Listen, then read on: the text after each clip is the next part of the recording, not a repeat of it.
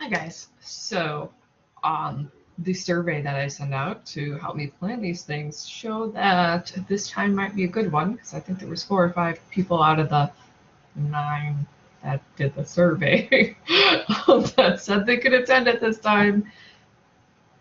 Maybe you just chose to sleep in. Maybe you're working. I don't know. It's completely fine. I'm going to still do a lesson. So I'm going to start by sharing my screen and we'll get started.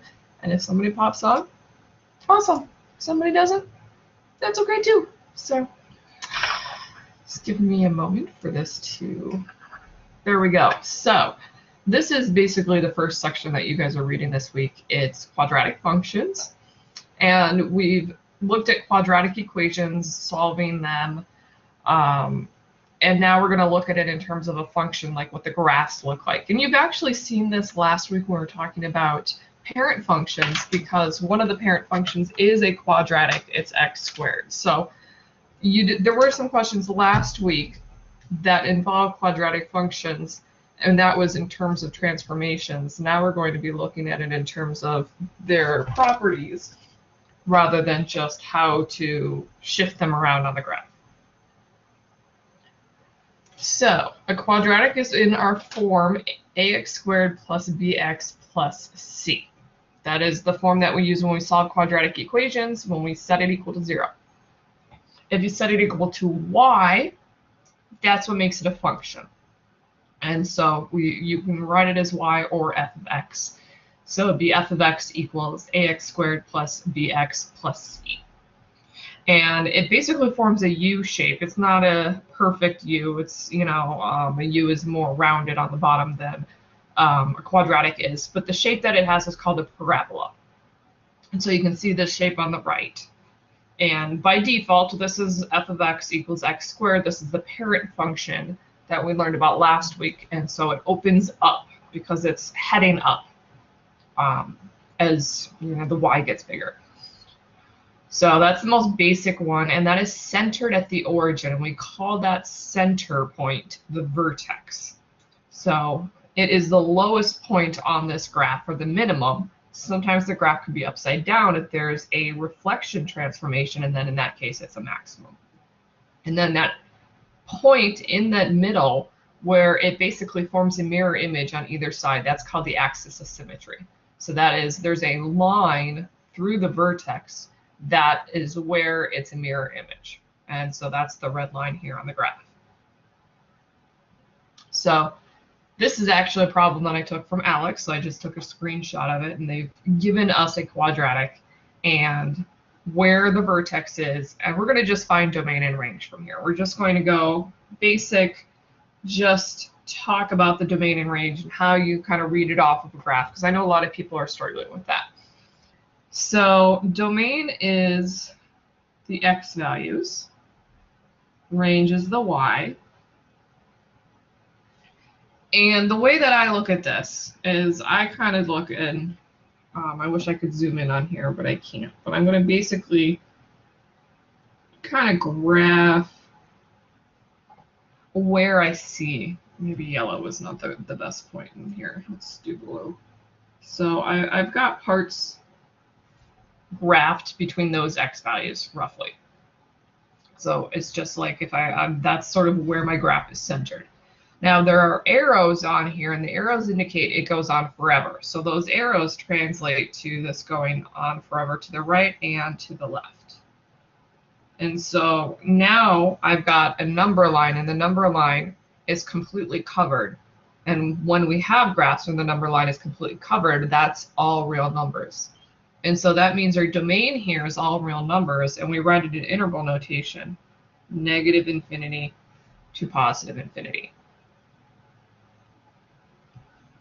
So for range, I do something very similar, but I look at it on the y instead of the x. So I graph, okay, where do I have things graphed on my y?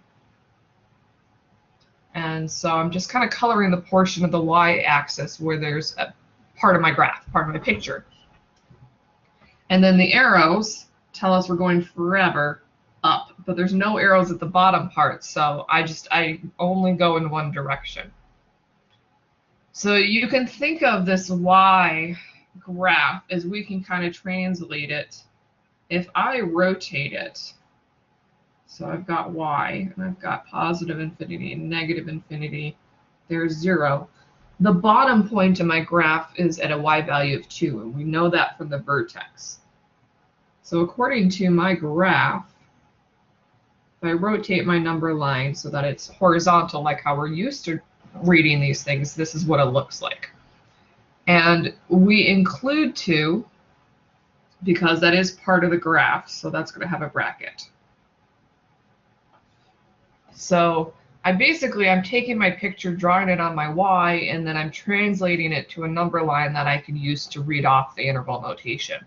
And so that gives us our range to infinity. So if you're doing this on a computer, you can take a screenshot. And when you get good enough at it, you don't have to draw a picture at all. But it is helpful when you're first learning about domain and range. And the thing about quadratics is that it is always negative infinity to positive infinity for domain. So all quadratic functions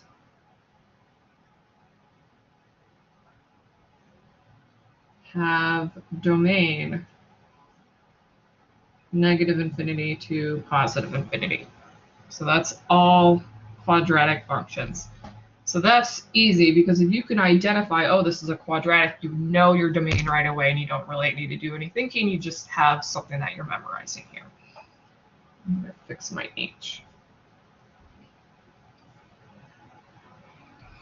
So there are different ways to write a quadratic function. The ax squared plus bx plus c is called standard form. That's the word we used when we were solving a quadratic equation. We called it standard form. That form is useful if you're finding the y-intercept, because all you have to do is plug in 0, and the y-intercept is basically at c, so that's 0, c is your y-intercept. And it's good for finding x-intercepts because that's where you have to set it equal to 0 and then you solve. The other form, the new form, is called vertex form. So that form is also good for finding the y-intercept because you just plug in 0. And actually, I can't just say it's not necessarily at the value k because you've got h and you've got other things to go in there. But you just plug in 0 and you can solve to get your y-intercept, so that's not too bad. It's great for graphing using transformations because it's in our transformation form with the shifts left and right, up and down. It's useful for finding the vertex, which is why it's called vertex form, and it's useful for finding the axis of symmetry. But I do not recommend using that form for finding x-intercepts because what you would have to do is you set it equal to 0, then you need to multiply out the x minus h, then you simplify, and then you have to factor. So it's actually more steps. So depending on what you're looking for, one form may be better than the other. And if you have something in standard form, you can convert it to vertex form by completing the square. And that was a process that we covered in solving quadratic equations. It's not used very often, so we didn't really spend a lot of time on it, but that is where that would be used. So we're going to focus on vertex form for basically the rest of this lesson because that's the common form used if you're writing it in function form. And so it's a, and then in parentheses, x minus h squared, then plus k. So the vertex, you read it exactly out of your equation. It's h comma k. So you just pick out the numbers. That gives you your vertex. The key is in the x part, x minus h. So if it says x minus 2, your vertex is at 2. If it's x plus 2, your vertex is at negative 2. So whatever number you see, you want to take the opposite sign there. It's the same thing with the transformation. So you're basically doing the opposite there. The value a in front of the squared part basically tells us if we're opening up or open down. So if it's positive, it opens up. That's the same thing we learned about transformations. And that makes our vertex a minimum because that's the lowest value. Just write this opens up. Now, if that A value is negative, then it opens down. And now your vertex is a maximum because now it's the highest point. And you can see it on these graphs here kind of showing that. So the minimum or the maximum value is K, basically, whatever that value is. That will be your minimum or maximum value. That's different from the y-intercept. And you can see that on these graphs that the y-axis, which it's kind of hard to see because everything's in black. So let me highlight it. This is our grid. So you can see that the y-axis where it's intersecting the y is different from the vertex. So those are not the same point. That's something important to know. But that value K is going to be your maximum or minimum y value, essentially. And then the axis of symmetry is the line that goes through that x value at the vertex. So it's x equals h.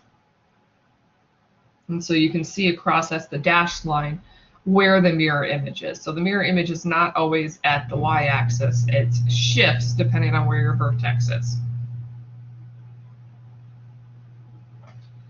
So as I mentioned, if you have something in standard form, we'd have to do completing the square to put it in vertex form, which is quite the process. But we actually have a shortcut to get to the vertex, and we can use this to put it in vertex form. It's a little easier. So the value h, which is the x value of the vertex, is negative b over 2a. And this should be sort of familiar because it's very similar to the quadratic formula. And actually, the quadratic formula and the vertex formula both come from completing the square. So that's why they're similar. And the book does show the process. So if you're curious about where that comes from, you can check out the textbook. And then the y value of the vertex, or k, is you literally plug your x value in. So you're plugging into your equation negative b over 2a.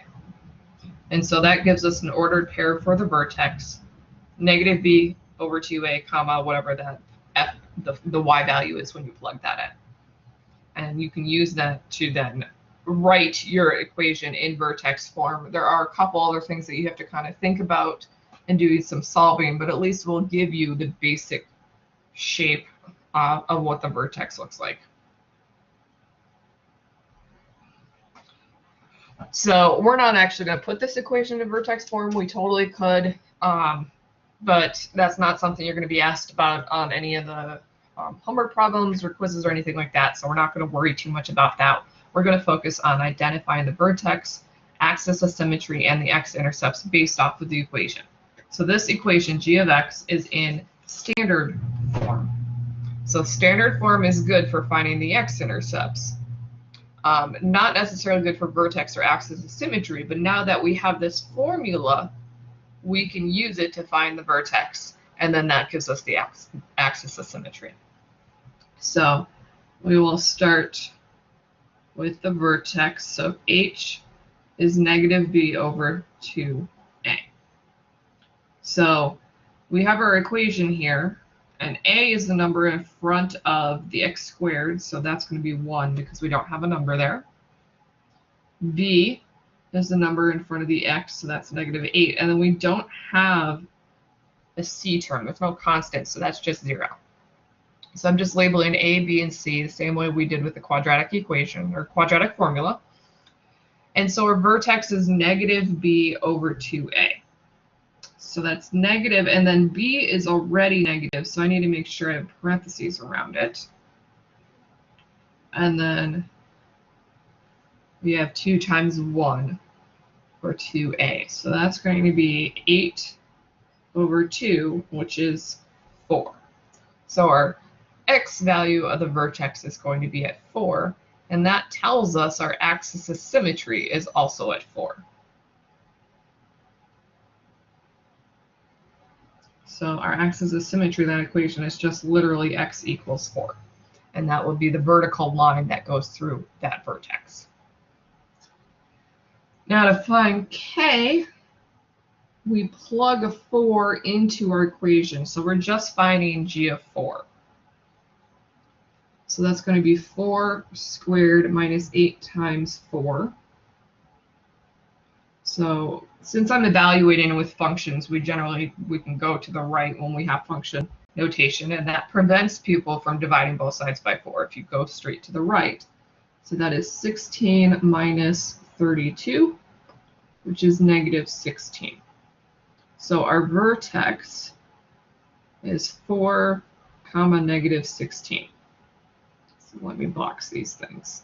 We have our axis of symmetry, and we have our vertex. So we both got those from the vertex formula that we were given. So next is the x-intercepts, and I'm going to do those in a different color. And the definition of an x-intercept is where your equation is equal to 0. So you set your equation equal to 0, and then you are solving a quadratic. So we have x squared minus 8x equals 0. And that's why we learned about solving by factoring, quadratic formula. That's why we learned that, because we're going to be using it again. So here, because I don't have a constant term and I have just those two terms, they do have a greatest common factor, which is x. So I can factor out x, which leaves me another x, and then I'm left with my minus 8. So I factored it, and now I can set these in equal to 0. So I have x equals 0, which is one x-intercept. And then I have x minus 8 equals 0, which we solve. We add 8 to both sides, and we get x equals 8. So those are our two x-intercepts. And if we wrote them as ordered pairs, the first one would be 0, 0. And the second one would be 8, comma, 0, because the y value was 0. So these are the x-intercepts right here, if you write them as ordered pairs. And you can verify this in Desmos. You can go to Desmos and you can put in that equation, and then you can look to see, okay, in this case, let's see, the a value is positive, so it's going to be a minimum. The vertex is the minimum at 4, negative 16. And then do I have my x-intercepts at 0 and 8?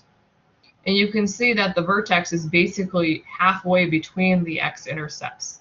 And this should always be the case. Your vertex is always going to be halfway through between wherever it hits on the x-axis. So that's just some extra information, and that comes from the fact that it is the middle point.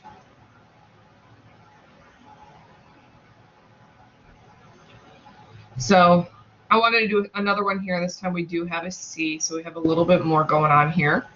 F of x equals 2x squared minus x plus 1. And again, we want to find the vertex, the axis of symmetry, and the x-intercepts. So I'm going to just label A, which is 2, B, which is negative 1, and C, which is 1. So we've got all three numbers this time.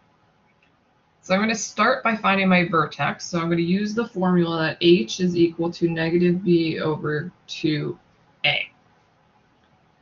So b is, again, also negative, so we're going to put parentheses around that. And then a is actually something other than 1, so we have a number down there. So negative times negative 1 is a positive 1. 2 times 2 is 4. So our axis of symmetry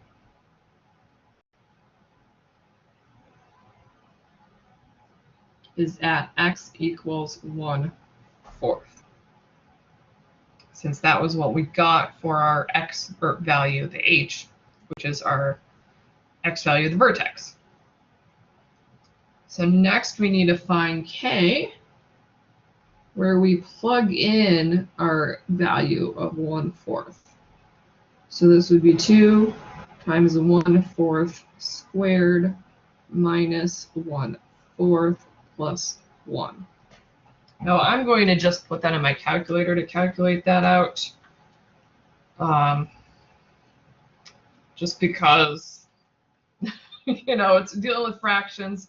Once I deal with fractions like that, sometimes it's just a lot easier to have your calculator do it. Now, my calculator, when I put that in, I get it in decimal form, but we do want to keep it as a fraction. So I'm using my button to convert it to a fraction, and that comes out to 7/8. So our vertex is at 1/4 and 7/8.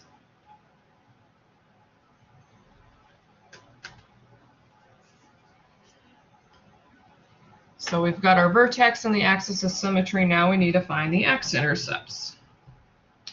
So we set our equation equal to 0. We have 2x squared minus x plus 1 equals 0. And the first thing to do is to try to see, okay, can I factor this? So I know that it's going to be 2x times x because that's the only way to get to 2x squared. And the only numbers that multiply to 1 are 1 and 1. Now, because it's a positive one, they either both need to be negative or they both need to be positive. If they're both positive, I'm going to get a positive 1x and a positive 2x, which gives me 3x. That's not what I want. If I make them negative, all it does is change the signs, and I get a negative 3x, which means that this can't be factored, so I need to use the quadratic formula. So I'm going to erase all this and use the quadratic formula to find my x-intercepts. And so our quadratic formula is negative b plus or minus the square root of b squared minus 4ac all over 2a. So I'm going to start plugging in my numbers. Negative, and then b is negative 1 plus or minus square root b squared. So I have to put that in parentheses because it's a negative. So that's negative 1 squared minus 4 times a, which is 2, and c, which is 1. Make sure I extend my square root symbol. Make sure my fraction covers the whole thing. And then in the denominator, 2 times a, which is 2. So I'm going to go down on the next line here and start simplifying. So I have a negative, negative 1, so that's a positive 1 plus or minus. And then inside my square root, I have squared negative 1, which is a positive 1. And then 4 times 2 times 1 is 8, so that's minus 8. And then in the denominator, 2 times 2 is 4. Now, if we keep simplifying, notice we're going to get a negative underneath the square root, because 1 minus 8 is negative 4. That negative inside the square root means we're going to get complex numbers, or imaginary numbers, and we can't graph those. So if they're not graphed, this means we have no x-intercepts. And so our graph doesn't go through the x-axis at all. In fact, if you put it into Desmos, it's going to be above the x-axis and it opens up, so it never goes through the x-axis at all.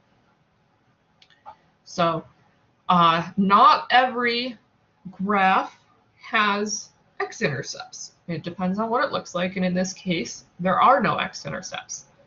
Now, later in the reading, you're going to learn something about zeros.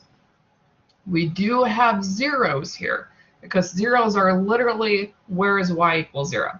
And so you can have imaginary zeros, but they're not x-intercepts because the graph doesn't go through the x-axis.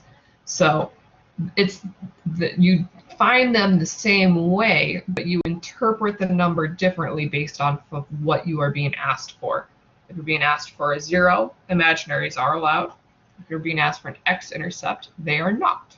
So it's important to understand the difference of the terminology there.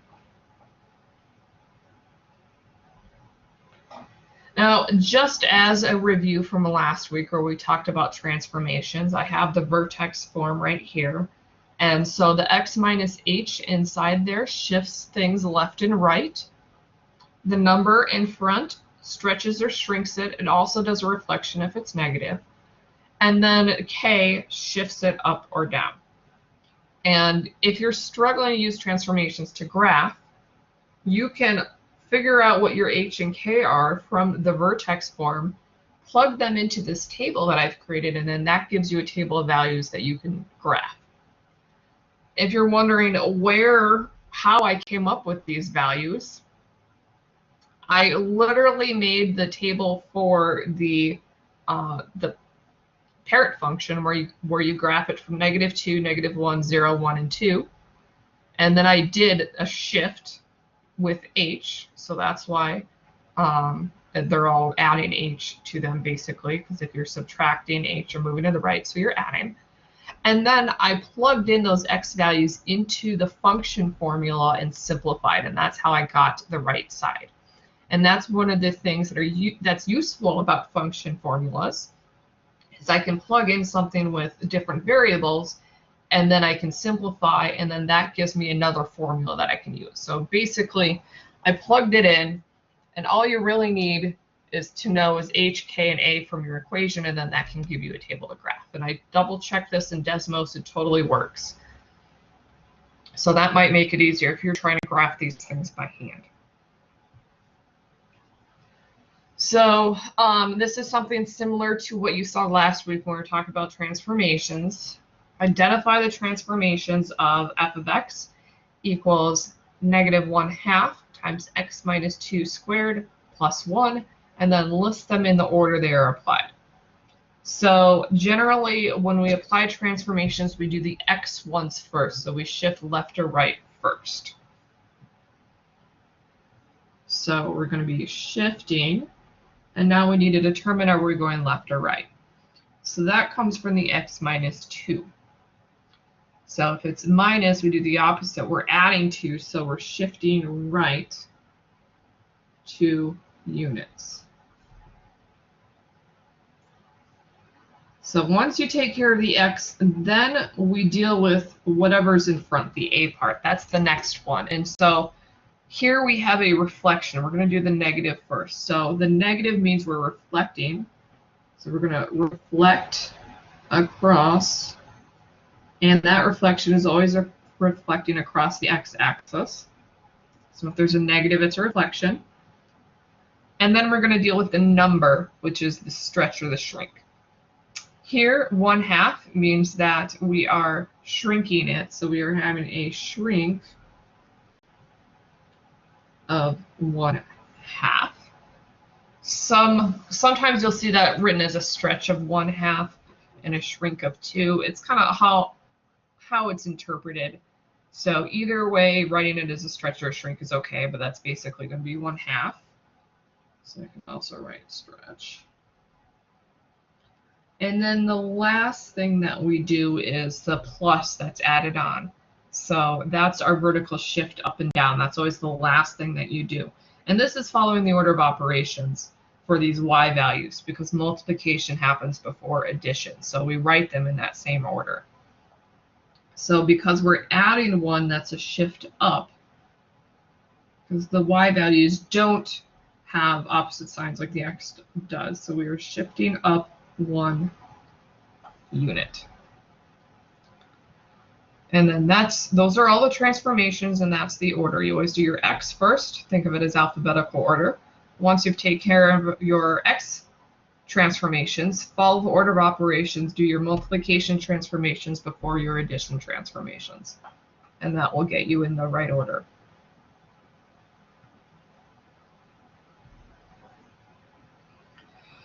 Okay, so here we're given a graph, and we're going to write the standard form of the quadratic function whose graph is the parabola form shown. And actually, you know what? I think instead we'll just do vertex form. That's fine. We don't need to multiply it out to get standard form. We can just do vertex form. So this is where this is how, like I said, okay, if you determine the vertex, you can write your equation. And so this is sort of like critical thinking and trying to find the missing pieces. So vertex form, just as a reminder, is f of x equals a times x minus h squared plus k. So the picture has given us h and k because we have our vertex labeled. So we already know that h is -2 and k is 2, so we can plug that in.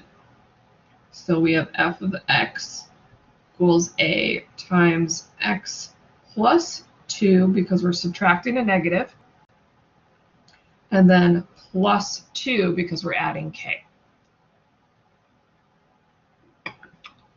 So now we need to find what a is. And that's where we use another point. And we want to use one of our x-intercepts that are labeled, or we even have a y-intercept here at -6. So 0, -6, I can label right there. We need to plug in one of these values, and then we basically solve for a. So it doesn't really matter which one of the three you plug in, you'll get the same answer both time or all times. You can even just test this on your own. I'm going to plug in the y-intercept because it's a lot easier to plug in a 0 for x when you have this thing squared, but you will get the same answer with the other x-intercept. So I actually recommend that you double check and try that, because that would be a good exercise to verify, oh yeah, I do get the same answer. So if we use our y-intercept here, it's 0, -6, which I'm just literally reading off of the graph. The y value is -6, so that replaces f of x, and then x is 0, so I'm literally plugging in 0 for x. And now the only variable we have is a, so we're just solving for a. So -6 equals a, and then 0 plus 2 is 2, so that's 2 squared plus 2. 2 squared is 4, so that's 4a plus 2. So we're solving for a, so I want to subtract 2 from both sides. So that gives me -8 equals 4a.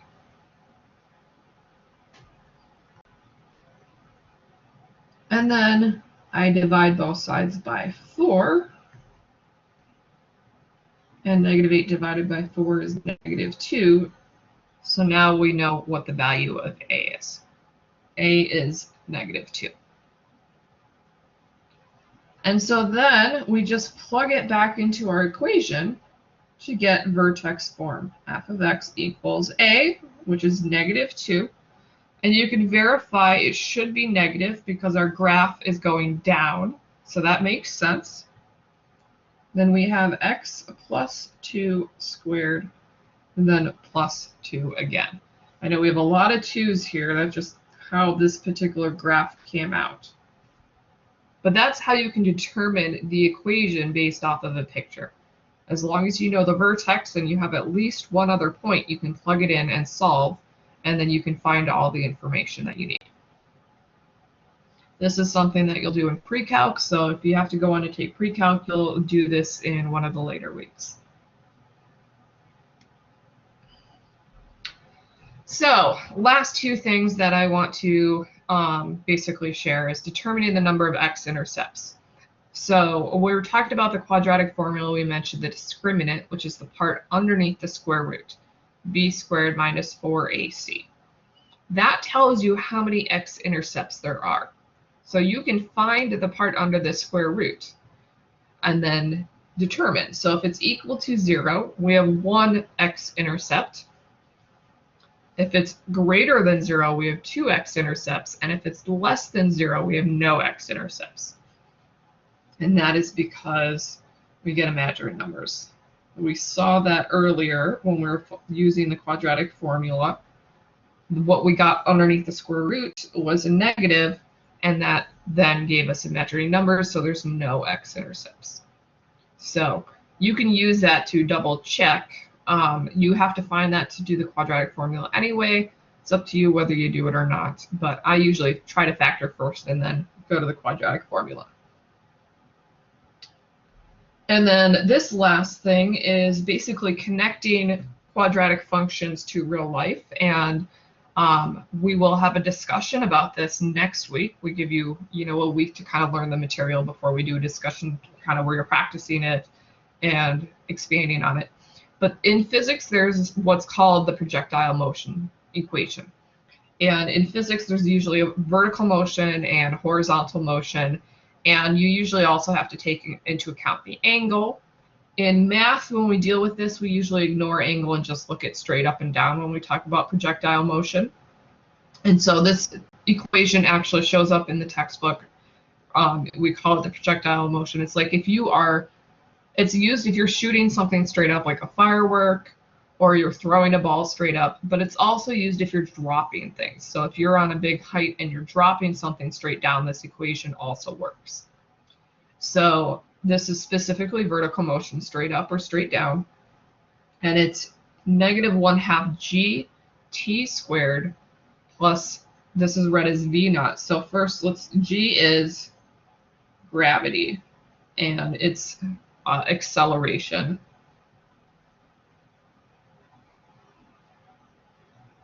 So that's just the acceleration due to gravity. This is read as v naught. That's naught is another word for 0. So we read it as v naught. And that just means initial speed or velocity. So if you're dropping something, its initial speed is 0, but if you're throwing something, it does have initial speed of whatever your speed is of the throw. And then this is s naught. And in physics, s represents displacement or distance. So this is initial displacement, also known as distance. I'm not sure why physics uses s for that. In math, we usually use h for height because it is vertical height. But in physics, this is how they would write it, and they use s. And then t is time. So this is just over time. So you can measure this in metric, or you can measure it in our US units. If you're using metric, the equation comes down to -4.9 t squared plus v naught t plus s naught. So you have to measure things in meters and meters per second. And when we're dealing with US measurements, we use feet and feet per second. So that comes out to -16 in front. And then everything else is measured in feet and feet per second. So if you don't have those units, you have to do some unit conversions to put them in the right form to use this equation. But this equation, I mean, the value for gravity is a known value that has been figured out. And if you were to take experimental data of dropping something and then measuring the distance each time and each, maybe second how far it's dropped, your equation will match these equations, which is pretty cool. So it seems like as long as it's not a windy day, air, the friction due to air or things like that is negligible, and it's actually quite accurate. So I just wanted to finish that out with something that you may not have even thought about was, something in that has a quadratic equation is projectiles, shooting a firework, throwing a baseball, throwing a football, even hitting a baseball off of like a baseball bat. Like these all are modeled with quadratic equations.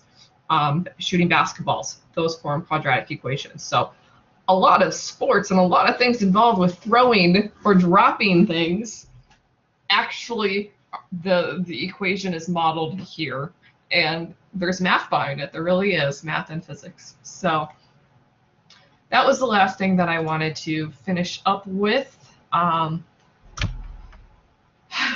Nobody ended up joining, but that's okay. If I went too fast, you can slow down, you can pause, all that sort of thing. But hopefully this was helpful. It gives you a little more appreciation of, at the end, especially where this comes up in life. Like a lot of things follow rules of math and follow equations. Even if you aren't physically solving those, nature is. Nature is following those equations, which is why I like to say that math really is everywhere, because the world follows equations. And one thing that mathematicians want to do is basically find the equations for everything, boil it down. Like, what equation does this? Does this? We try to put everything in equations. And a lot of the world, we have found those equations that works, that we can use for predictions, which is really cool. So thank you for watching, and let me know if you guys have questions, and I will see you later.